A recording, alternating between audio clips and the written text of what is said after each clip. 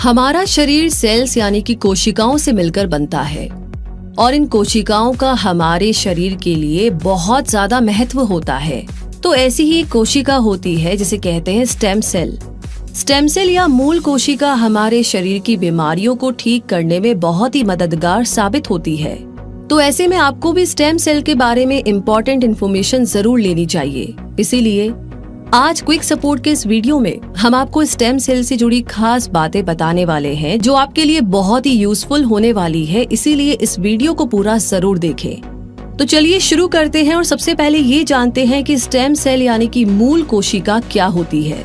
Stem cell या मूल कोशिकाएं ऐसी कोशिकाएं होती है जिनमें शरीर के किसी भी अंग को कोशिका के रूप में विकसित करने की कैपेसिटी होती है। ये कोशिकाएं शरीर में मौजूद किसी भी टाइप की कोशिकाओं में बदल भी सकती है। साइंटिस्ट के अनुसार इन सेल्स को शरीर की किसी भी सेल की रिपेयरिंग के लिए भी इस्तेमाल किया जा सकता है।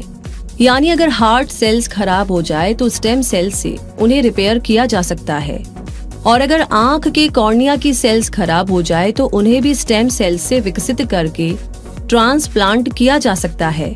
स्टेम सेल्स को ब्लैंक सेल्स भी कहा जाता है क्योंकि ये सेल्स अनडिफरेंशिएट सेल्स होती है, यानी ऐसी कोशिकाओं में डेवलप होने की कैपेसिटी रखती है जो बॉडी के डिफरेंट पार्ट्स में अलग अलग फंक्शंस करती है।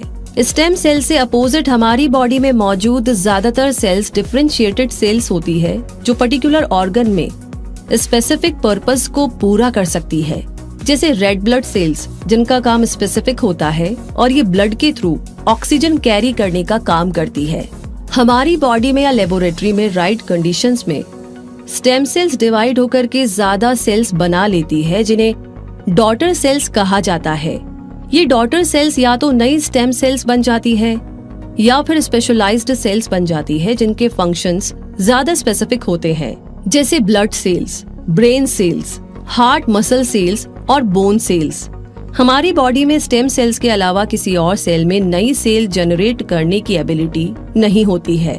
तो स्टेम सेल्स हमारे लिए कितनी ज्यादा इम्पोर्टेंट होती है, ये जानने के बाद अब स्टेम सेल्स के टाइप्स को जानते हैं। सबसे पहली है एम्ब्रियोनिक स्टेम सेल्स।